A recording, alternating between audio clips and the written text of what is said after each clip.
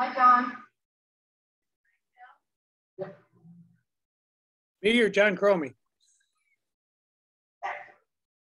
Okay. And Sarah, hi, Terry. Hi, honey.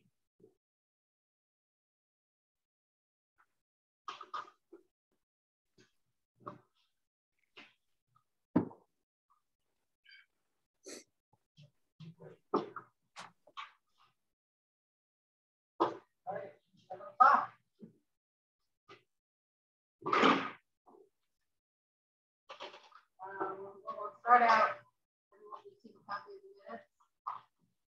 And anybody have any comments, additions? Just one comment on point number 3 on the first page. We just clarify the plan.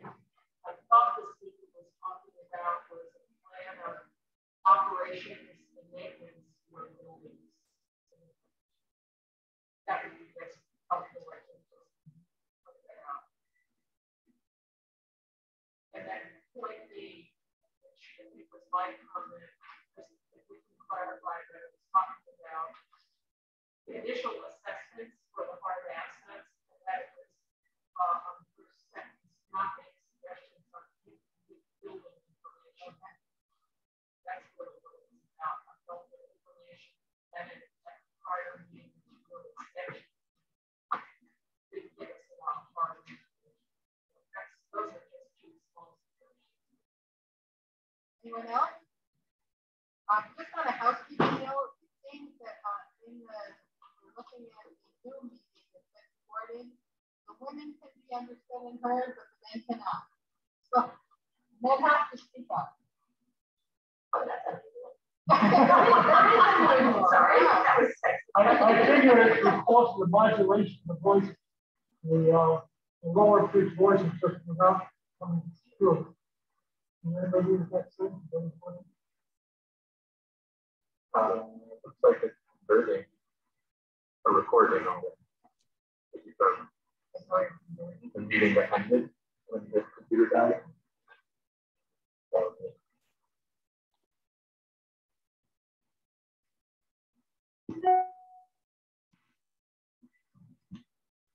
Okay, can I have a motion to accept the minutes?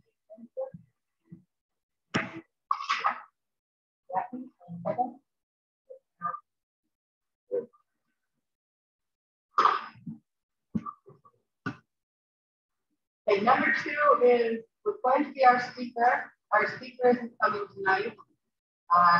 So we are going to discuss the issues that we're going to be discussing on the board. You want to start it off? Well, I suppose I was talking with one aspect that we went to take care of that going to the other. So maybe the easiest thing to deal with, because there's been so much in the press, is climate change.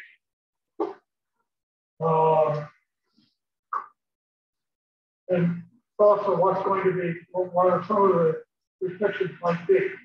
There was somebody mentioned last time about electricity becoming very, very dear in the next 10 years because of the demand isn't going to be able to match the infrastructure. What does that mean? All of a sudden, we're hanging clothes outside to dry because the dryer costs too much, things like that. As far as all that's going to another question was required very close to battery electric.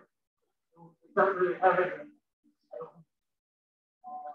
When you get into the other questions of geography, is it going to be a better area to live here than it is in other places on the planet?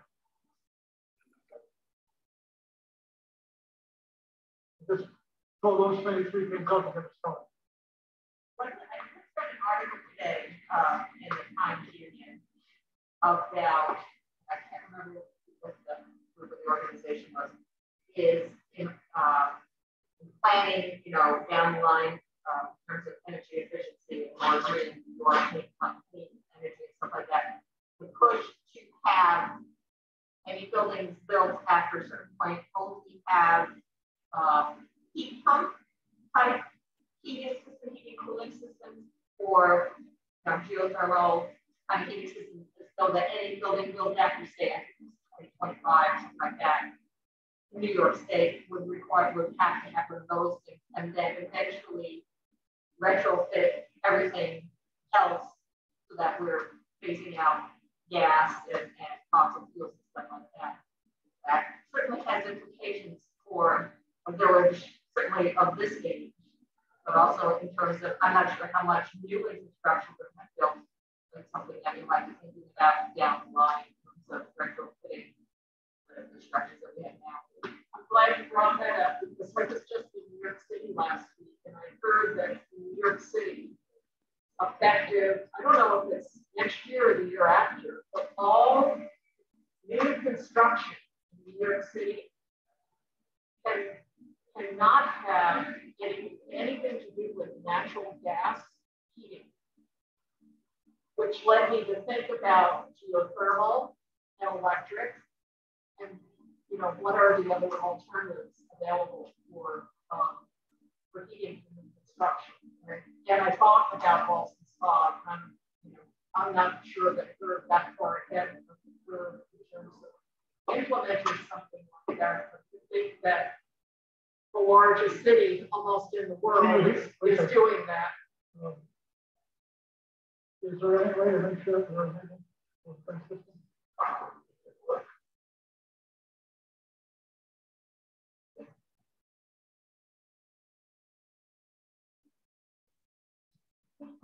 Can you hear us, Carrie? That was the first thing I heard. Oh, yeah. Monique, can you hear? You can't hear either. No. I can hear you great. That was the first thing I heard. I could the best one I heard was Ellen, but it was still really spotty. I can't hear anything either.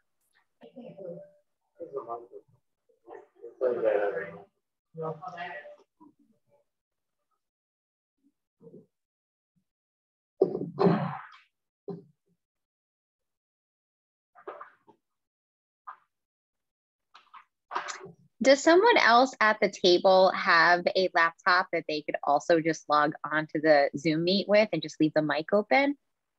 And then maybe mute the other mic? That way it's kind of closer to everyone. That would be easier troubleshooting.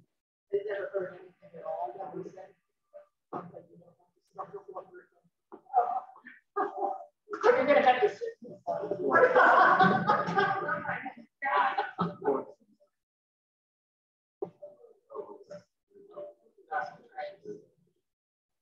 Can you hear me now? Okay, so what I said before, I'm just going to assume you can hear me. Okay. So what I said before was I had just read an article this morning in the Times Union about the recommendations, and I can't remember the organization, in terms of clean energy for New York and trying to mitigate climate change and stuff like that. The idea of any new building, and again, the year, it's either 2024 by 2025, any new building built would not be, heating and cooling would not, any fossil fuels be used. So they were talking about heat pumps or other geothermal or other kinds of heating and cooling mechanisms. And then by a certain other point, and I want to say it's like 2030 or something like that, retrofitting other buildings in New York State so that you're phasing out fossil fuels for heating. So natural gas, coal, oil, those kind of things. And then I'm going to let you say the things. Hi, and Ellen's comment triggered me to report that just recently in New York City, all new construction has to be all electric or some other sustainable source of energy. They've outlawed the use of natural gas for any new construction for heating. And, makes you wonder how folks in New York are going to be using that new law. And not that, you know, that's something in Ballston Spa that we'll be doing right away, but we need to think down the line about how the implications are for that.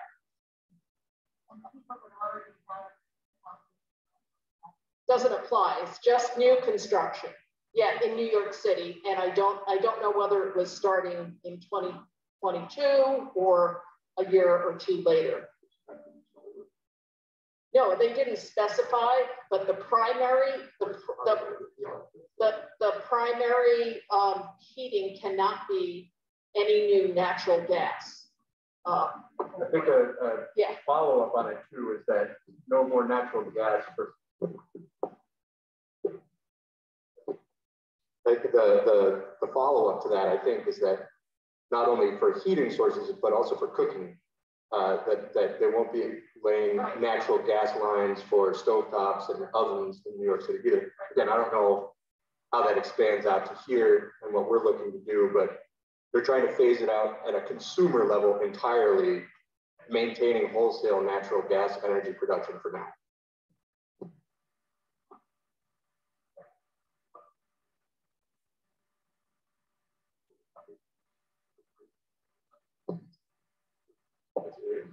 If they don't mandate solar, how are they going to generate the electricity? So they'll still use natural gas for electricity generation for now. It's simply in units at the consumer level. Yeah. You know, and I know John and Karen are thinking about how to kick this off. The only contribution I'd want to make about climate change in general is the things that I've learned while I worked at the Federal Conservation Agency I work for. And the trend for climate change that we're going to have to face is that our climate is getting wetter and warmer. And if the last 2 years haven't been a good example of that with the amount of rain that we've gotten. And so what it triggered in my mind when I hear about that and think about Ballston Spa, to me, I think about stormwater and the stormwater issues that we're currently experiencing. But if it were to get wetter, really, we would have issues with flooding, with infrastructure that could no longer handle the volume of that water. I also think about the warmer part of it, water conservation issues, which we've not had to deal with, and the social things that go along with that. And then thinking about technology, how technology just recently with a New York State DEC grant program, how other communities are adapting through climate change and using technology to address some of the issues. I read a news article just recently that there's a program called the Green Innovation Grant Program Funds that DEC runs. And in several communities in our area and in other parts of the state, just got grants for smart water meters. These are meters with advanced metering infrastructure technology. They got grants for bioretention, which addresses the stormwater issue. Green infrastructure, you know, not all these things are adaptable here in the village, but the fact that there are not only grants for technological answers to some of this, but also engineering planning grants that are out there specifically to address these types of green infrastructure issues.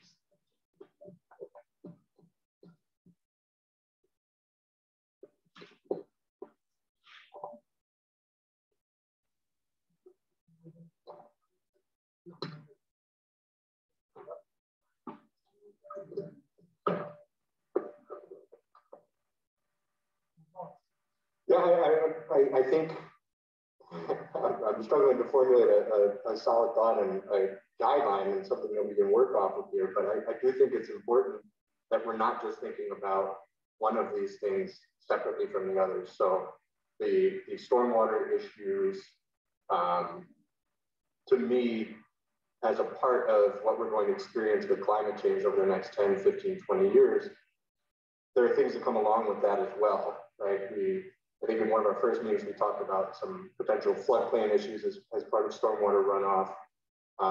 But additionally, the energy generation, I know we've kind of moved on from this, but to Buddy's question of how we're going to generate electricity, as the grid expands, I do think it's going to become important that there's some vision for renewable energy generation within the village that we can add back to the grid, whether that's solar or wind or hydroelectric, if there's even a possibility for that with any of our water.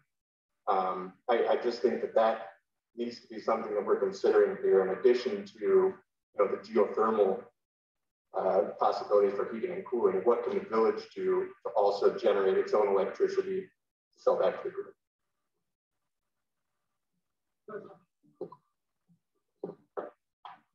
If the village is going to look at figuring out how to do renewables, how does that get into the grid and who gets the benefit of it? Is it a municipal thing? Is it, then are there any contracting? Is there any effort to contract between the utilities and villages, and or does the village have to set up its own utility like some have? Does anybody know anything about that? Okay, whether or not, if there are going to be options or possibilities of having renewable energy produced within the village, is that a municipal affair? And then how does the government interface with the utility to pass that money into the utility, or the power into the utility, and have the money come back to the village? Does anybody know anything like that has been set up? My only thought is that it may be similar to what they do with if you put solar in your home, right? There's a metering system that determines how much is created. It's added to the whole grid, and then you get a deduction of the bill or something like that. I don't really know that they do have a way to link them together.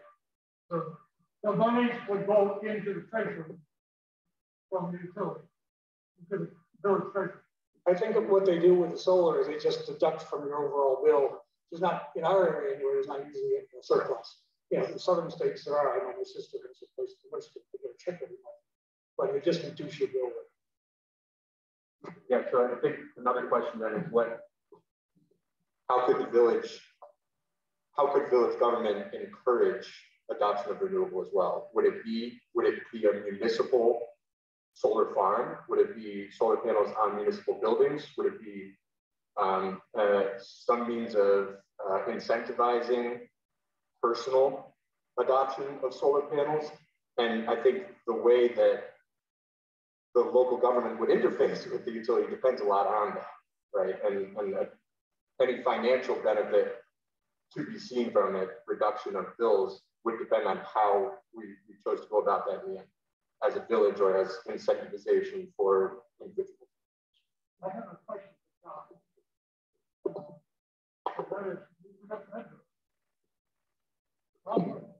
I have a question for John, because he handles the Medbury, huge building, over 200 years old. And what if you couldn't use natural gas? How would you convert?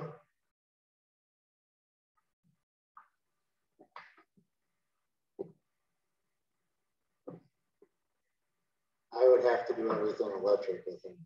I would have to do everything electric as far as I know right now, without looking into solar power or something.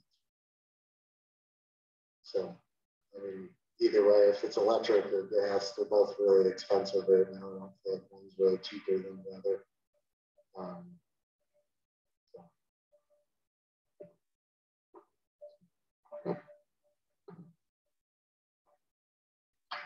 Just a question. We talked a little bit about other renewable sources such as hydro and like that.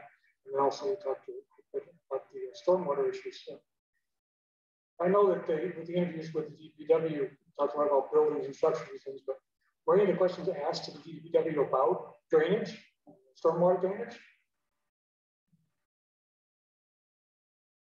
I didn't see in the documentation if there's any discussion about the stormwater drainage as it exists or issues or problem points.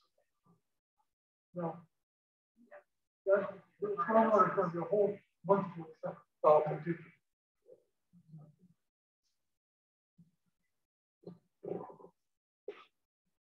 Anyone else want to say anything?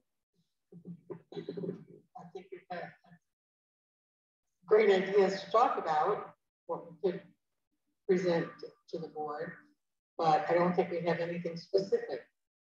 Well, I want to throw out the question of demographics. So how you think the climate change would be affecting the general demographics in the Northeast and in this area?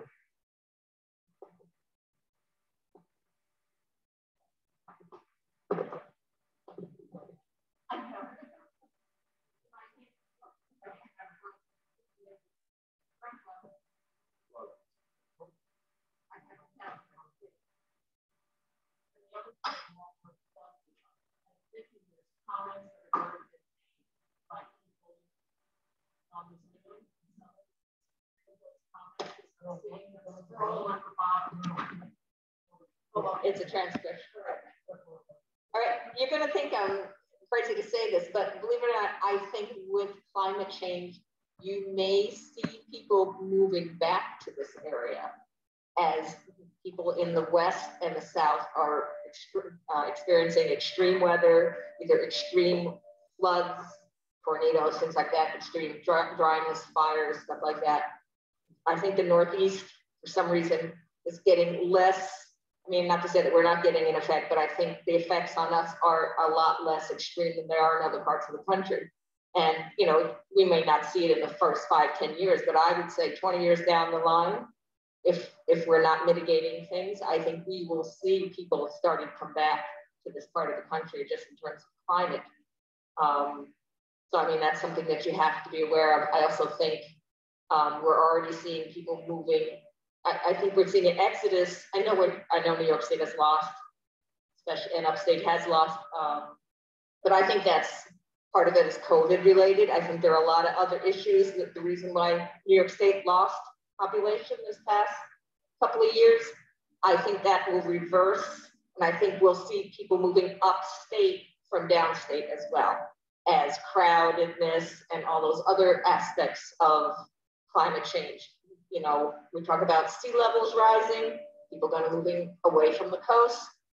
I mean, it sounds like a science fiction, you know, kind of like dystopian, and I don't mean it to sound that way. I'm just saying, I think realistically, I think that's what we're gonna see in the next 10 to 15 years here. Yeah, I would echo that. I think it's already starting to happen. And the demographics, maybe it's just the boomers moving away from the coast where real estate is high. They're now retired. The economy is better up here, but I think that's already starting to happen. And I think companies are doing that too. I think companies from the West Coast are starting to move into this area. And a good example is the fact that we have the water that most of those technology companies need for, you know, for their production and their manufacturing. They also have the customer base here too, and they've got the workforce, but it's the water that's the strategic asset that most of those chip makers are here in Saratoga County for, a guaranteed source of water. And again, the flooding issue, you know, coastal areas, definitely we're wetter and warmer. We're gonna see more unpredictable storms in the future. Not that we haven't seen them already, but there's an economic cost to something like that. And you can only just experience that so many times before you really give up on that geographic location and come further inland. So I think that's already happened in parts of the state, and that, for example, the Kingston area was very depressed after IBM left, And since COVID and whatever else from in New York City, in the last year or so, my sister lives down here. Property values are going through the roof down here or coming up. So I don't know how far up they'll come, if they come this far or not, but it has already happened.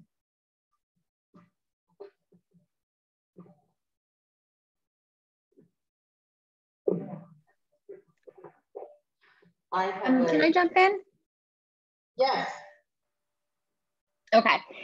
I think I philosophically agree with what most of you are saying, but realistically, you know, if we're thinking, I think that should be what people do. Like as they, you know, they experience these weather scenarios, and I think that will happen. However, you know, New York lost close to 1 million people since the last census, and they're going to places like Florida, for example. And so, yes, they may realize, oops, that was not a great idea, and we're going to experience some severe weather, which I 110%. To me, climate change is not up for debate. It's happening. It's already happening around us. However, they are leaving. I think one of the things we'd be remiss if we didn't discuss is that people are leaving because of taxes. And so they are moving from places like New York, like the Northeast, to, you know, lower tax areas like Florida, like Texas right now.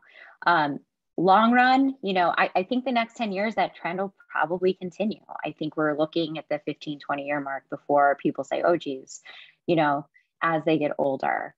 But that's my take on it. And I just wanted to bring up that balancing act with what we see happen in New York in terms of taxes versus what we see with actual population change.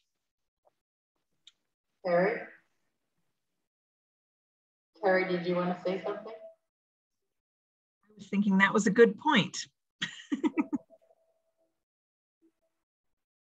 Anything else?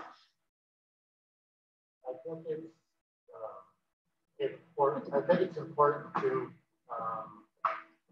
I know everybody keeps saying New York, and the population's gone down.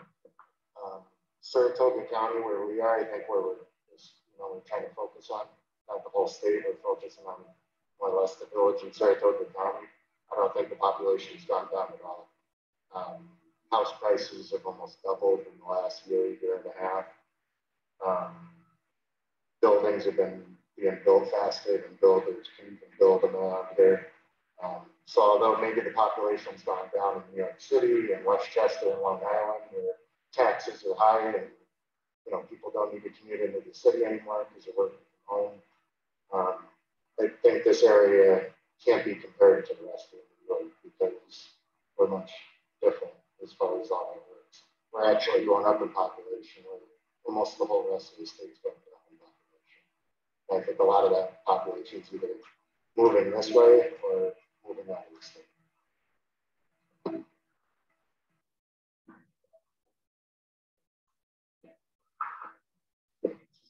I think that's a good point. You know, I just quickly Googled it. We've added almost 30,000 people in the last 20 years in Saratoga County. So although it's not a super significant amount of people, it's a large county, a large geographic space, but that is still, I mean, that's a pretty solid growth. And I think that is worth noting as we, focus more in on maybe people are leaving New York City or downstate, but are they really leaving this area? No, we are growing. So that is actually, that's a really good point to have made. I think too, we're going to see, because of the climate change, that people who travel south for the winters, especially old folks, will do less of it. They won't need as much. So we have to be concerned with better facilities and needed services for an older age group as we go down the line with the climate change.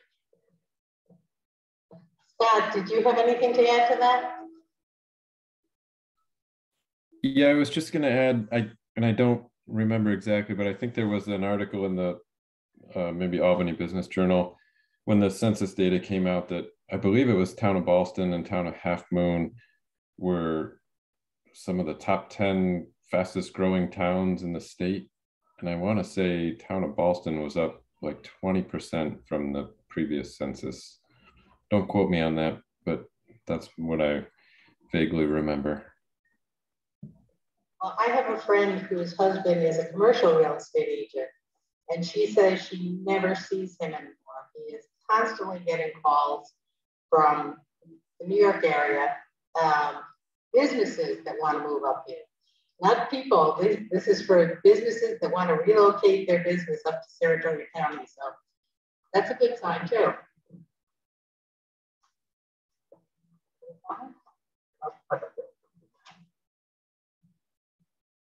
Thanks. I think when we think about this population change too, and as John pointed out, that Saratoga County is still growing.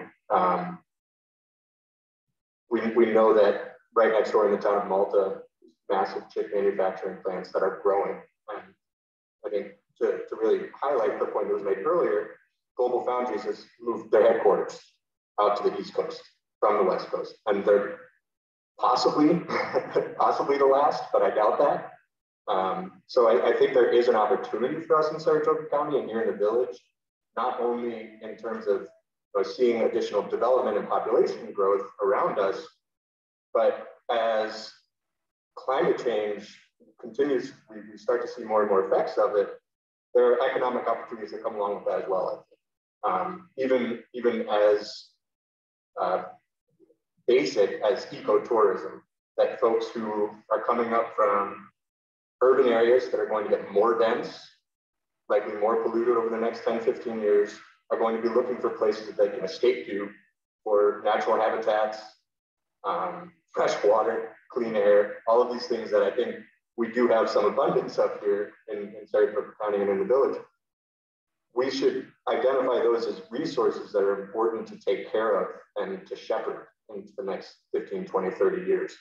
I think without some sort of local government ability to either encourage or I don't want to use a word like regulate, but find ways that we can ensure that those sort of resources continue to be available and draw in exactly the type of businesses that we're talking about right now and younger folks to continue to move to the area. A lot of folks who are 30 and younger, millennials, Gen Z, are looking for places to live that offer clean air, clean water, clean electricity. I think that's a priority for a lot of folks. And hopefully as we emerge from a financial crisis that a lot of young folks have been hit really hard with, they might start to look places to buy property, to settle. And ideally we can find an attractive, a way to make this an attractive place for us.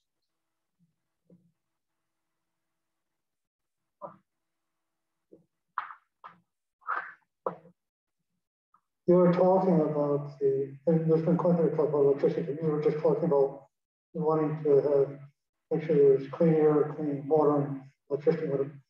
What about the village's infrastructure with electricity? Are we totally dependent on National Grid, or is there something else that can be done to ensure that we really will have electricity here? As far as I know, we are dependent on National Grid. I believe we are dependent on National Grid.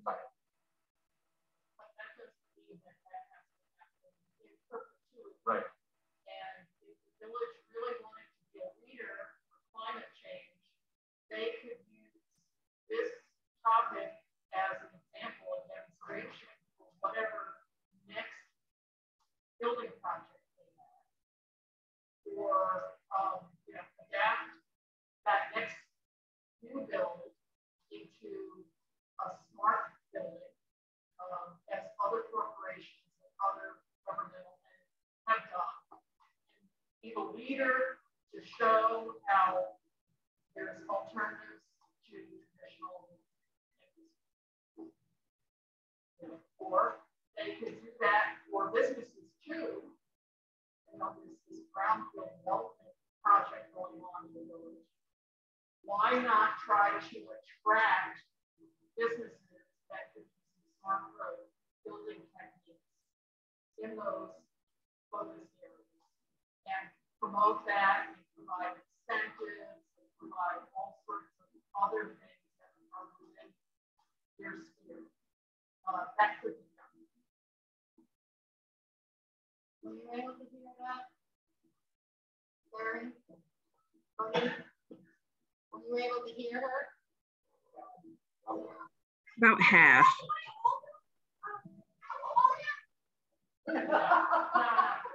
All right.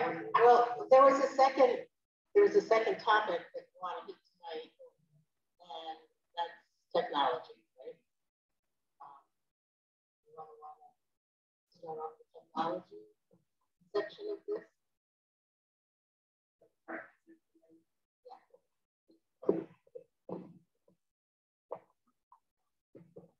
I know diddly squat about technology. I would imagine, and I guess right now it's broadband is the thing. What is the status of broadband availability in the village in general? I'd like to know. I mean, right now that's what we use, but if we're talking about the evolution of work from home or work remote, you know, students in school, every place that we need broadband, that we need dependable ways of communicating, of getting information, stuff like that.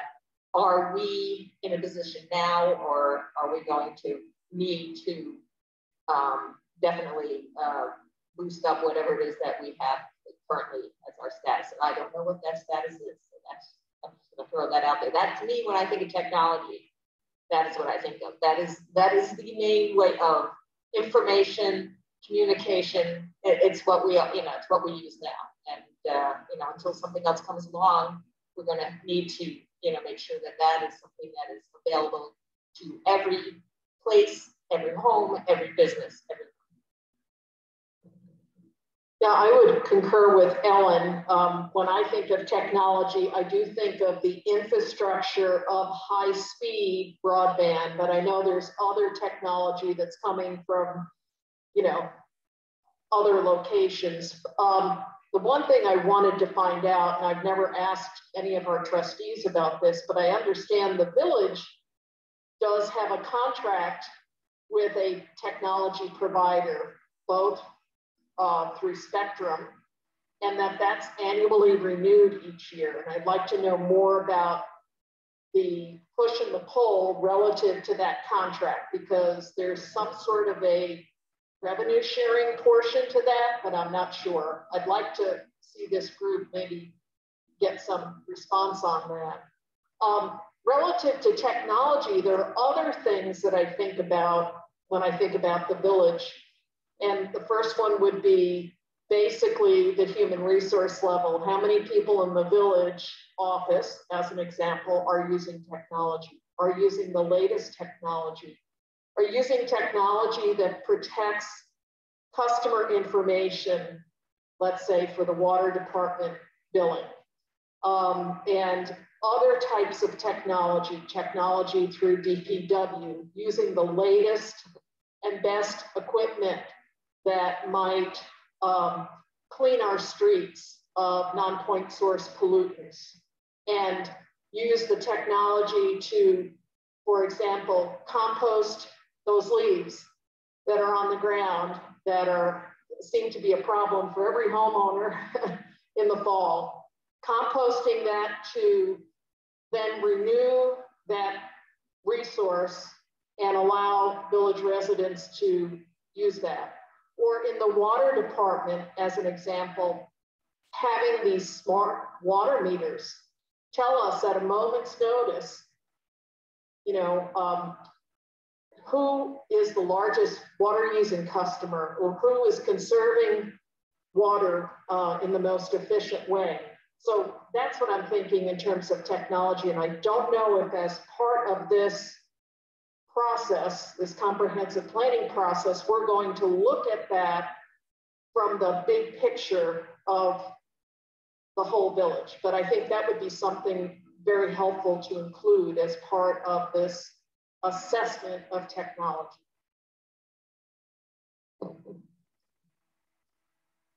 Okay, I guess I'm one of the old people that doesn't know about technology either, but I agree with Ellen. We don't have, not just in Ballston Spa, but as we found out when schools went virtual that we didn't have broadband in places where we needed it, and especially poor. And I do believe that our only source at the moment, or our main source, is Spectrum. Who, I don't believe they have anything with the village, but I know they have something with the town. So I would think that there could be some exertion on them to help do something. And they pay fees to the town, that I do know. You know, and they have to be licensed by the town to operate in the town. So I mean, that would be one way that you could look at that as something that could be done at that level, which would affect the village and the whole town of Milton or town of Boston, whoever, they both get it. So, and I would think that the smart water meters could give us a lot of information, but would certainly be technical advance in when people reading their meters and make mistakes all the time. They read them just like nobody reads their electric meter or their gas meter, okay? So we should be up to date on that too. I don't know, do we have any smart water? Does anyone know? I know I read mine all the time. I get the postcard. Yeah. So, yeah. No. They should be able to read them remotely. Yeah, this is what this is about. Well, that's another step. A lot of those meters are the ones that Oh, okay. They don't have to, okay, that's okay. Good. Okay. All right, well, that's my contribution.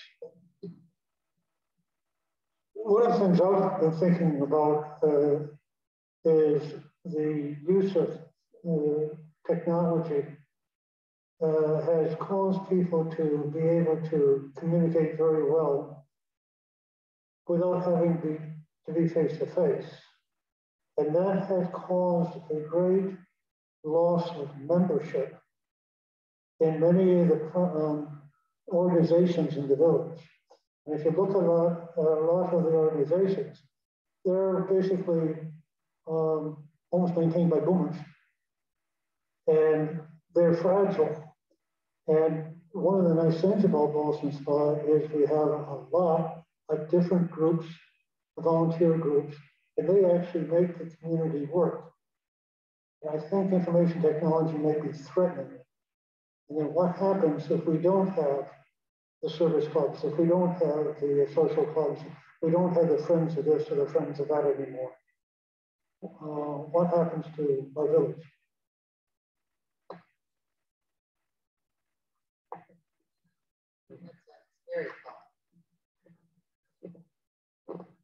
That's an interesting take on it. I hadn't thought about that, but it's true. People can communicate in so many new ways today. They don't have to meet face to face. I haven't heard that. I don't know if you could hear me. I was talking about the water meters. The village has many water meters that can be read from the street, but there's nobody available to do that. That's why we still do the cards. Well, that's not all. I don't know what the percentage is, but all the buildings that I own all have those meters. I don't know how realistic this is, but the first thing that I thought of when everybody's talking about the smart water meters and so forth is that we receive so much paper in the mail. Even when my road was being paved, I got like 3 posts on my door of like updated when I can park on the street. If there was like a portal or even just connection of emails and texts, if I just got a text that I can park on my street and give me a date and time, like I'm good to go. I don't need the paper. Same thing with like the sewer bill. Like if I could just go online and just pay my sewer bill and pay my water bill, I don't like need all of the paper. And if there was some sort of centralized system where if people still want paper, they can have it. But if there's a way to subscribe to paperless, I would be for that. And it seems like a less expensive option because it's just using a website portal for people to log in, whereas you're not actually replacing meters or so forth, or needing actual specific technologies.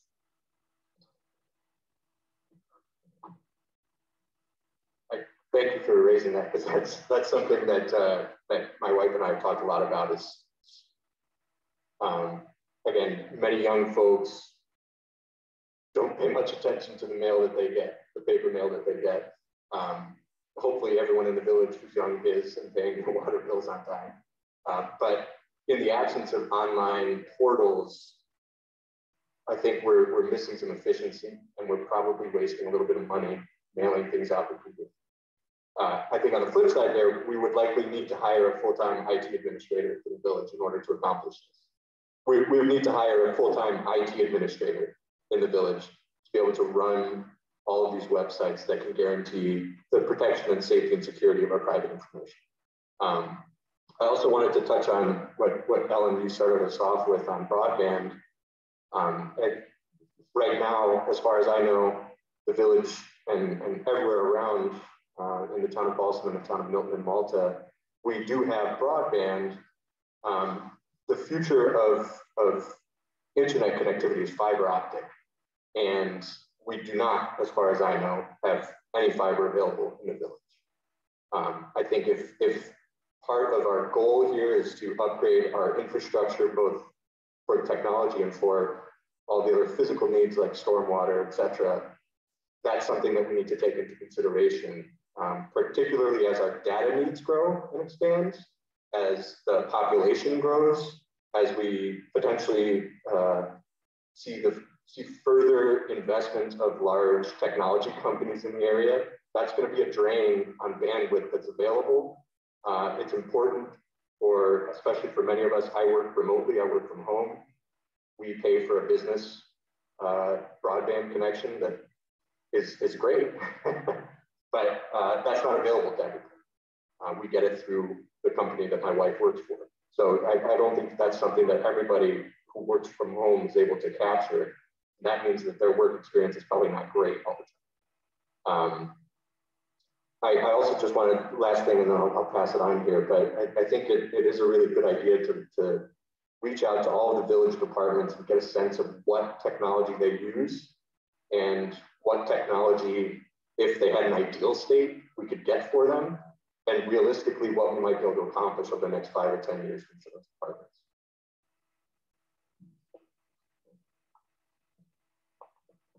As an interim too, between now and when sometimes in the future it is all digital, a lot of the bills that I pay for municipality stuff in other areas are, they farm it out, they contract it out. So if I pay my taxes in Florida or my power bill in Florida, it goes to another portal, some other private company that handles it for them, they charge a small fee. That may be a way to transition slowly over to it before they make the big jump.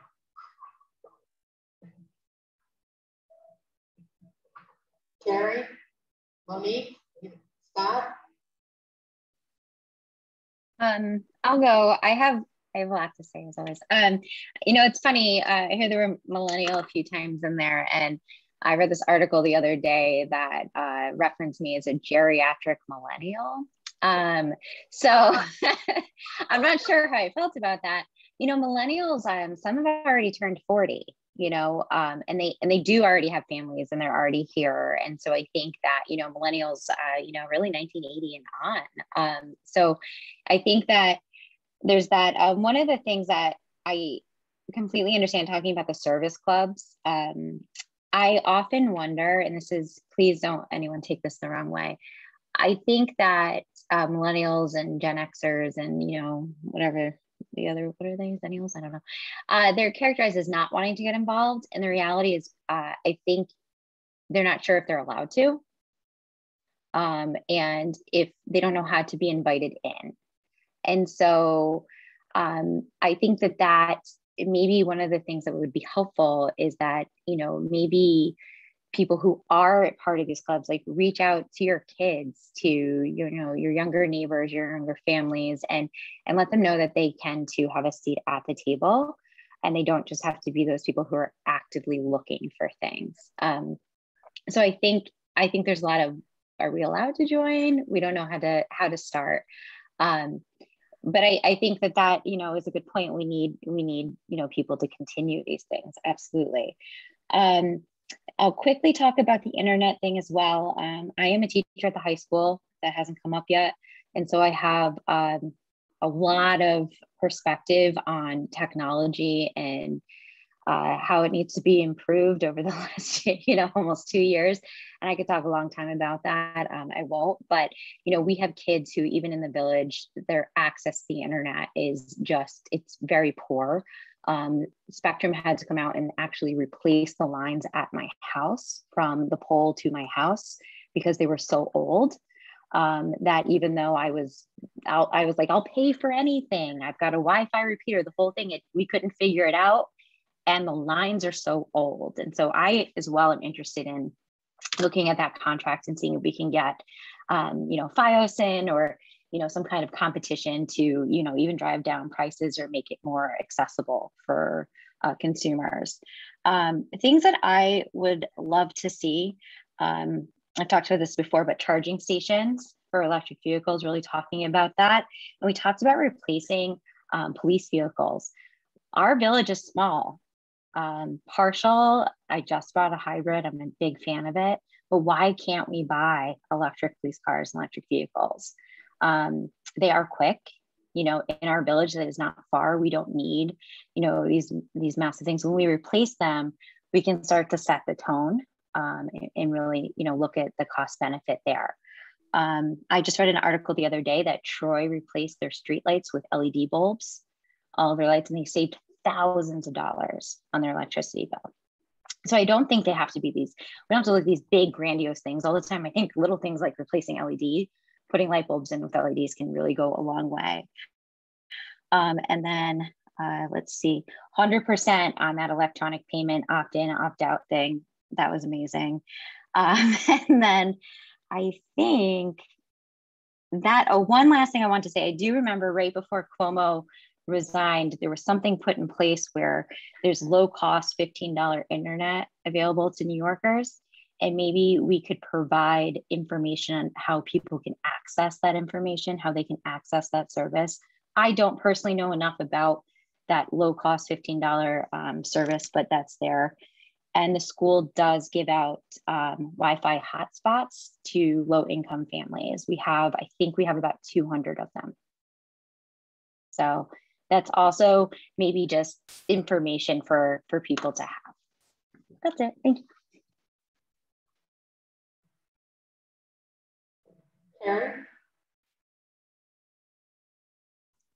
Carrie, can you hear me? It is such an awkward forum sometimes, the Zoom. But yes, 100% electronic payment. Love that. Would love that. I was thinking about what John said with the social clubs and getting people involved, and I was relating it to I'm the vice president of Malta Avenue Elementary School PTA, and last year with everything shutting, it's not necessarily the perfect example, but I'm thinking about it because last year with everything shutting down, we had something like 30 members. And our big goal this year was to get people to sort of reconnect with the school and with each other and see if we could pivot to engage with these mostly younger than me people, and see if we did things on Zoom and if we engage with them in forms that they're more comfortable with, which is not making everyone come to the library with their kids and all of those things. And we went from 30 members to 106 just this year. And I think some of it is about sort of meeting millennials or geriatric millennials or whatever, where they are instead of staying where we are and trying to make them come here. I think there's a lot of opportunity for engagement through Zoom or in all these different forums. And I think doing it that way also can make it more convenient for people with young kids. But anyway, I was just thinking about that. I'm like, the PTA counts. Did you? Yeah. 106 is a record. We only have something like 340 students. So that's a lot. And I was sort of thinking about that in the broader sense of like, what is important to millennials and what is attractive. I grew up here and moved back when I was pregnant with my son from Brooklyn, where I lived for about 15 years. And it's cheaper. there's wonderful things here. It's clean, again, cheaper, housing's cheaper. And I think all of those things that appeal to me could also appeal to younger people going forward if we have broadband and electronic payments and Zoom meetings. Scott, do you have anything to add?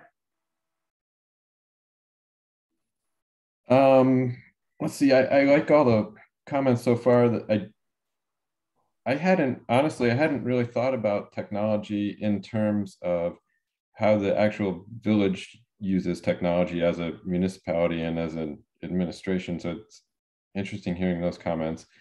I had been thinking about it more in terms of how the residents use technology and the technology that's available to them. Certainly like the idea of, you know, the electronic payments and electronic notification type systems. And yeah, I guess I would question if there's a way that the village could outsource that, if there are companies out there that do that for other municipalities. And then the only other thing is just for the residents and technology for them. You know, we're kind of creating a document that has to live on in the future, and for technology in particular, being able to predict too far into the future is difficult. So how can the village position itself to be adaptable, and how can our master plan be adaptable to technologies that we can't necessarily predict right now?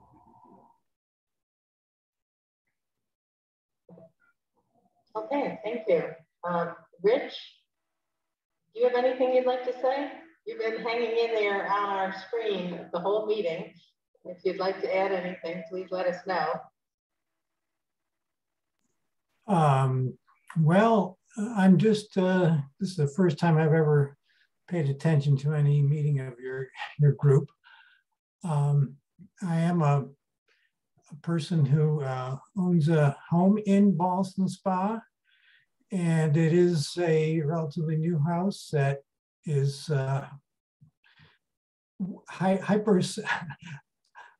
well insulated and sealed. It is heated by mini split heat pumps, air sourced. We have solar panels.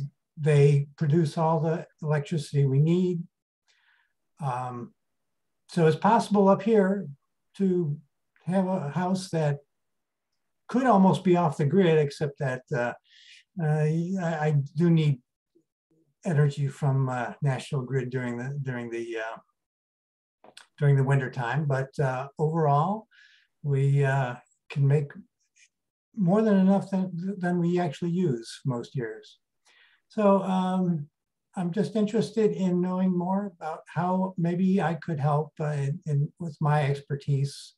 I am a biologist. I got my PhD working on as a paleoecologist. So I did actually study climate change in the past and how it affected the growth of plants. And so I am interested in the climate change of the future. So I am somebody who, you know, I would like to get involved in some way. So I'm kind of just, you know, paying attention to what's going on in the village, and hopefully I'll find some way to help. Thank you very much.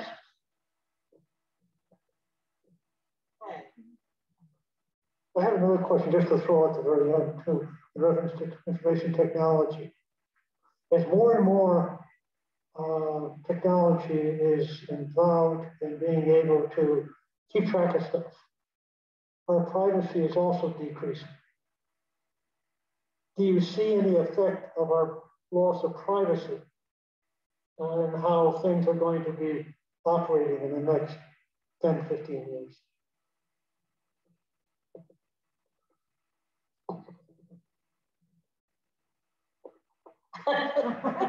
But he doesn't expect to be here. So I think it's a legitimate. it's a legitimate concern when you have all that information floating out there, especially, I mean, we all know the stories, news stories in the last couple of years about hackers. People, you know, are being hacked. I mean, companies, government organizations are being hacked. I mean, people are really smart out there, you know, and if they want to get in, they want to get in.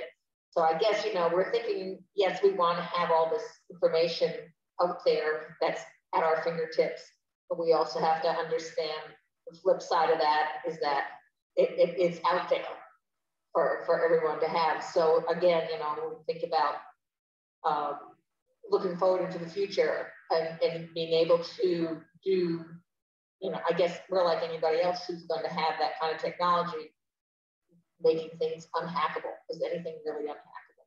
No. And Karen shakes his head. So I mean, so yeah, we have to think about, you know, that's going to be the downside of it as well. You know, it's not going to be unique to us.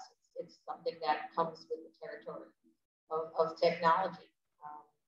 You know, I think it was very good question, John.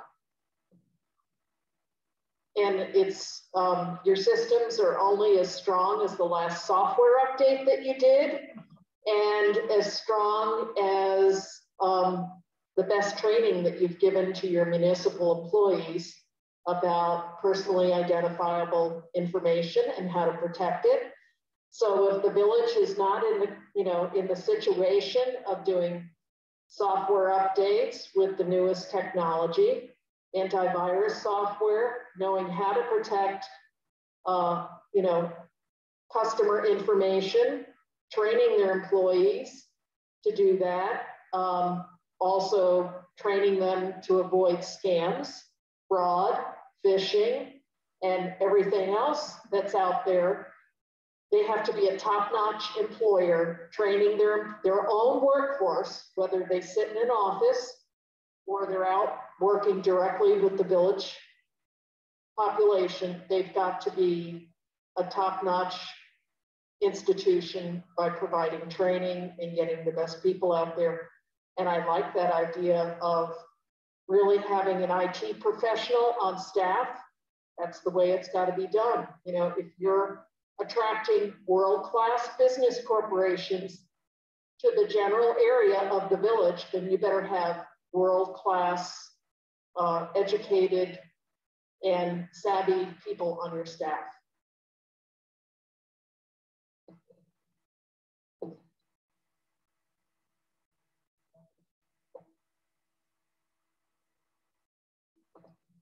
I have a question. Those of you that seem to be more technology savvy than I am, but I do pay my bills online and everything, but through the bank. And I noticed that all these gas stations now, if you have a debit card. And my fear isn't that somebody's going to steal money from me. My problem with that kind of thing is that I know for a fact that if a mistake's made, I'm the one who's going to spend tons of time trying to straighten it out, not the other company. So, like I said, I won't, you know, I'm kind of against that. However, I solved the problem in that all the gas stations are giving you 10 cents off a gallon. And now gas has reached the price where my card gives me 3% cash back, so they're paying me.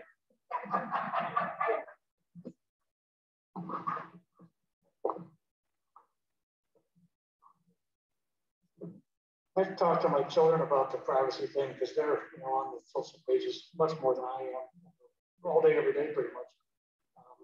They're in their late 20s, so that's just typical for them. They don't seem to worry about it. They know it's gone. They just expect the fact that pretty much everybody knows everything they're doing. It's a real surprise to me because you expected your privacy and you're more concerned about it. But kids in that age group that I know personally aren't as worried about it.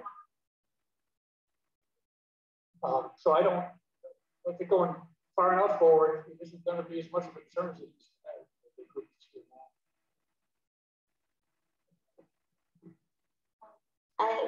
I guess I have a more millennial viewpoint on this, but our phones, everything we put into our phones, that information is there. Like I have to put my social security number on everything. It's not really private. And all the information I'm putting onto my phone could be hacked at any point and used. I buy stuff on Amazon. Even if I don't save my credit card information, I'm typing it into different websites to purchase things. And to be honest, I haven't ever had one of my technologies, as far as I know, been hacked. However, my mom pretty much received a phone call from her landline, and she gave up a bunch of her information to someone on the phone. So there is always that risk, but it's just the risk versus reward. I think in the progression that technology is going, it makes sense to at least give people the option to be paperless, and those that don't trust it, to still give them the option to use paper. I agree with that 100%. And I think that privacy concerns, we all have them. Even many of us younger folks have those privacy concerns. I'm not super active on a lot of social media, partly because I've recognized that. But I think really the key concern for privacy is financial information, social security numbers, personally identifiable information that could potentially be out there. And that highlights the need for an IT administrator or a reliable third party, as has been suggested, that could manage that, with still leaving an option open for people to retain paper billing and sending checks. I wanted to just come back to one thing that Monique said earlier about setting the tone. And she's using the context of police as we upgrade and purchase new vehicles, that hybrid or electric vehicles would be ideal. I think the village has the opportunity through technology to do that in other ways too, and set the tone with online portals, with, again, things that many young folks take for granted in their daily lives, that we have access digitally to the things we need. We pay our bills on our phone. We check our bank account on our phone. We manage investments on our phone. All of that stuff we do digitally. We don't pick up a phone and call somebody, at least typically not. In setting the tone, I think we should consider that as well, that creating a digital footprint for the village that's a little bit more robust and meets younger folks where they want to be met, whether it's with PTA meetings on Zoom, or making available all of these service groups through a reliable website, through reliable social media pages. I think that's just a really key point here, that setting the tone for a technologically sound future is something we can try to establish for some of this. Thank you. Sorry, go ahead, Jackie. Is that Jackie? Go ahead. I wanted to just say one thing. It made me think about the IT professional, which I completely agree with.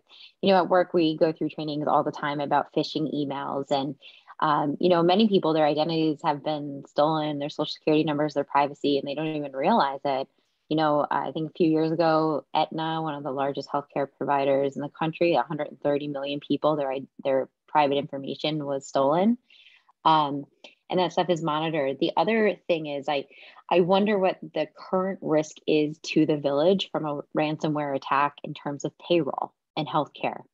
And so not even looking future-wise, what is the current risk? And the reality is that could be a costly issue for us, for the village, for the taxpayers, if we find ourselves in a situation.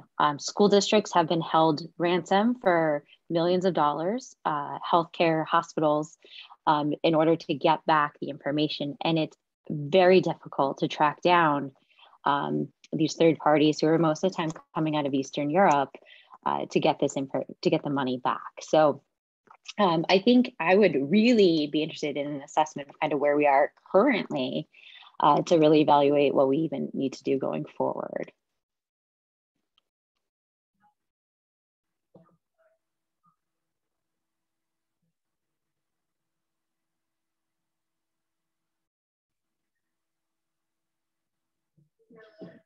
Did you hear, coming from the audience, the village is now using outside payroll service.